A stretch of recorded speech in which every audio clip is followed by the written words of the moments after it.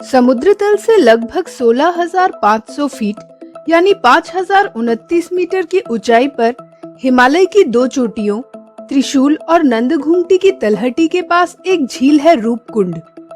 भारत के उत्तराखंड राज्य के चमोली जिले में अवस्थित यह एक हिम झील है जो कि 12 मीटर लंबी, 10 मीटर चौड़ी अथवा 2 मीटर गहरी है। अंडे जैसी आकृति वाली यह झील साल के अधिकांश समय बर्फ से ढकी रहती है। आखिर क्या खास है इस रूपकुंड झील में? गर्मियों के शुरू होते ही जैसे जैसे झील की बर्फ पिघलने लगती है, झील के पारदर्शी पानी में दिखने लगते हैं सैकड़ों नरकंकाल यानी ह्यूमन स्केलेटन। अब तक करीब इस झील में 600 से 800 लोगों के कंकाल बरामद किए जा चुके हैं। वर्षों तक रूपकुंड झील दुर्गम होने की वजह से अज्ञात रहा।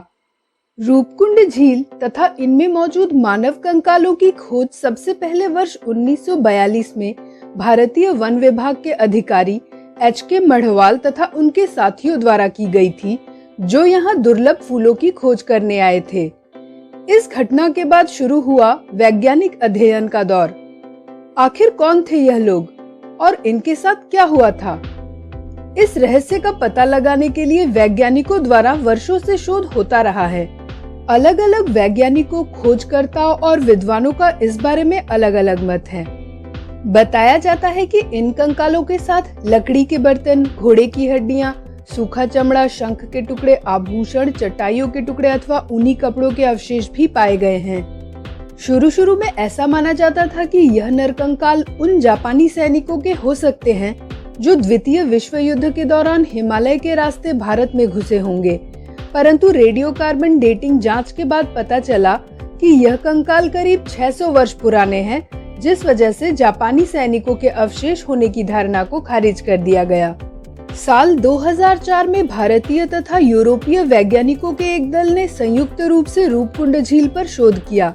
इसके अलावा नेशनल जियोग्राफिक के रिसर्चर्स भी इस झील से कुछ सैंपल इंग्लैंड ले गए। इन कंकालों के डीएनए टेस्ट से यह सिद्ध हुआ कि रूपकुंड झील में मारे गए लोगों का संबंध अलग अलग भौगोलिक जगहों से था। इन कंकालों को 2 समूहों में बांटा गया है। एक समूह में छोटे कद के लोग शामिल थे तथा दूसरा समूह था लंबे कद के लोगों का, जो परस्पर निकट संबंधी रहे होंगे। रिसर्च में यह भी पता चला कि यह सभी कंकाल एक साथ या एक समय पर वहां नहीं पहुंचे थे। बताया जाता है कि रूपकुंड में पाए गए कुछ कंकाल भारत या इसके आसपास के देशों के हो सकते हैं, जो 7वीं से 10वीं शताब्दी के बीच वहां पहुंचे थे। वहीं कुछ कंकाल ग्रीस और आसपास के भी मालूम पड़ते हैं, जो वहां 17वीं से 20वीं शताब्दी के बीच पहुंचे थे। इन तथ्यों से इस बात की पुष्टि तो होती है कि वहां मिले कंकाल निश्चित तौर पे अलग अलग हादसों का शिकार हुए थे। वो हादसे क्या रहे होंगे यह कह पाना कठिन होगा, परंतु एक्सरे जांच में कुछ कंकाल की हड्डियों तथा खोपड़ी में फ्रैक्चर पाए गए हैं, जिससे यह अंदाजा लगाया जा सकता है कि हिमस्खलन या किसी बर्फीले तूफान में फंसकर या अचानक हुई भयंकर ओलावृष्टि से इनकी जानें गई होंगी। दोस्तों, इन कंकालों का इतिहास चाहे जो भी हो, रूपकुंड झील कई रहस्यों से भरी पड़ी है तथा पर्यटकों को खूब आकर्षित करती है और अब यह एक प्रसिद्ध पर्यटक स्थल बन चुकी है।